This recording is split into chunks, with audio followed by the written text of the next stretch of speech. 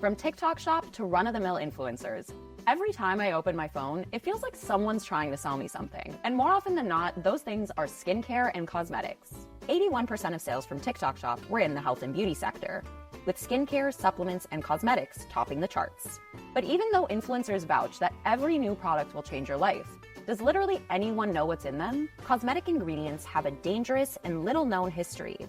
Arsenic was all the rage in the 1890s for creating pale skin, until it could kill you.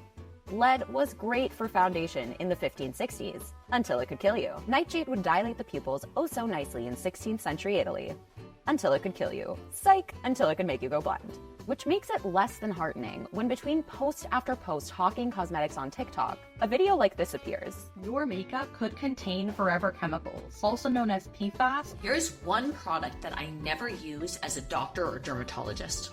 Waterproof mascara. In fact, I don't use any waterproof makeup at all. That is because 80% of waterproof mascaras and 60% of long-lasting makeup contain the forever chemicals PFAS. I went on a mission to figure out what risk PFAS in our cosmetics might pose to our health. And the answer was so much scarier than I expected, but not in the way that I thought it would be.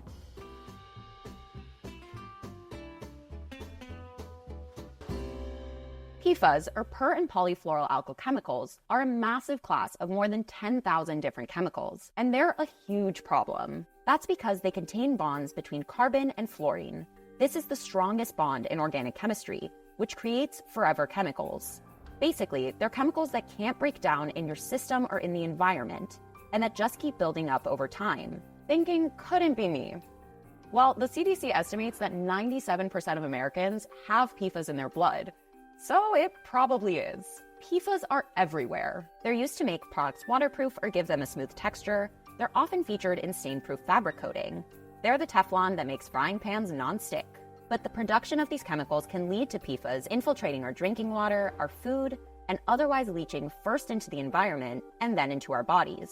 People living in areas where PFAS are manufactured have experienced devastating health effects, including high cholesterol, fertility issues, decreased immune responses, liver damage, and heightened risk of some cancers. But even those exposed at much lower levels can have similar harmful effects. But despite these risks, PFAS are found in a staggering number of cosmetics.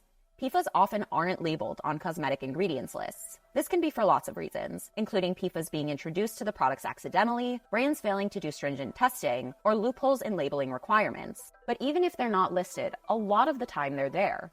And more scientists are concerned that these chemicals can penetrate our skin and get into our bodies.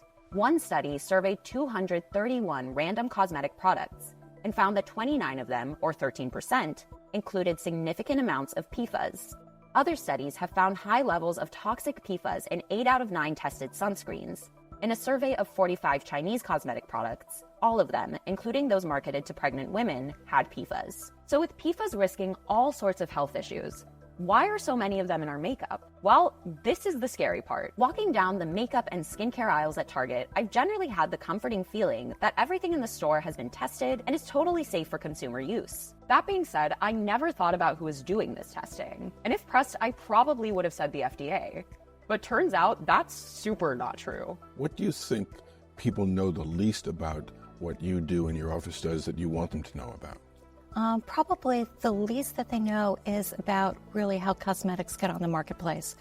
I think that consumers think that we do approve cosmetics, and we don't. The Food and Drug Administration has to approve things like food, drugs, and medical devices, but they don't have to do that with cosmetics. In 1938, Congress passed the Food, Drug, and Cosmetic Act. This act gave the FDA approval over food and drugs, but not over cosmetics.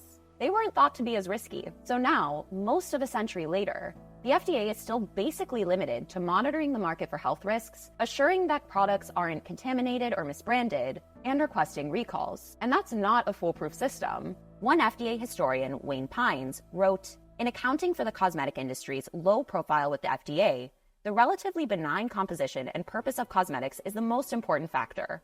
But the role of sheer good luck should not be overlooked." And a surprising system has come to fill in the vacuum that the lack of FDA regulation over cosmetics has left behind. Buckle up, this is a doozy. It starts and ends with something called the Personal Care Product Council. And while that isn't a household name in skincare or cosmetics, It represents just about every company that is. The Personal Care Product Council represents more than 600 cosmetic companies, or about 90% of the domestic beauty industry. And not only do they advocate on behalf of the cosmetics industry, but they're also the primary group responsible for testing our products for safety. If alarm bells are ringing in your head right now, you're not alone. The Personal Care Product Council is the parent company to something called the Cosmetic Ingredient Review, an organization that has taken on the responsibility of evaluating the safety of cosmetic ingredients.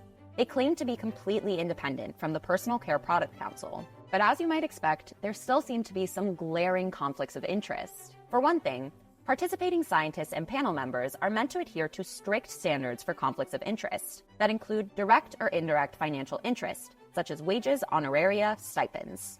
Basically, you're not supposed to weigh in on any testing or discussion of a chemical that you have a vested financial interest in. But when I asked industry representatives, they told me that whatever stipend the panel members get comes directly from the Personal Care Product Council. And since the council represents basically all cosmetics brands, the scientists on staff are also on the bankroll for almost every product. Cosmetic companies are incentivized to admit as few ingredients as possible are hazardous to human health. That way, it won't hurt their bottom line. So just to review, the Personal Care Products Council represents the cosmetic companies. They also own the Cosmetic Ingredient Review. The review claims to be independent, but their scientists are paid by the Personal Care Products Council too. So, the group assessing the safety of our cosmetic products is basically the same group that's making money from selling them, i.e., they may put the demands of business over health. Phew! According to a report by environmental organization Women's Voices for the Earth, this has been an issue. For example, when lots of preservatives were accused of potential toxicity, the council cited reasons more related to business than to health to keep them on the market. One member stated, if we ban this, then we're banning quaternium-15. We're banning a whole bunch of other things. And another opposed banning a preservative on the ground that, I think we are losing so many preservatives that I don't want to see this one lost. So now you know that PFAS are in your makeup, and no one's really doing anything to regulate it. So what now? First things first, you can't avoid PFAS as an individual. It's just impossible. Lots of PFAS aren't on ingredients lists, and even those products that are marketed as organic or all natural have been shown to have these chemicals in them. Most people's PFAS exposure comes primarily through water and food, but it's still best to avoid PFAS wherever possible. That being said, you can look for a few markers on your products, especially ingredients containing the word fluoro or PTFE. You can also call your favorite cosmetics brands and make sure that they're committed to keeping PFAS out of their products. PFAS are generally used to help with long wear, waterproofing, and smoothing. So products like sunscreens and foundations, which go all over your skin, are more likely to have high levels of PFAS. And any products that go around your eyes, like waterproof mascara, or around your lips, like liquid lipstick, may enter your system more easily. Some apps have been built to make this easier on the consumer. While something like the popular Inky Decoder is run by, you guessed it, the Personal Care Products Council, there are also apps like Clearia.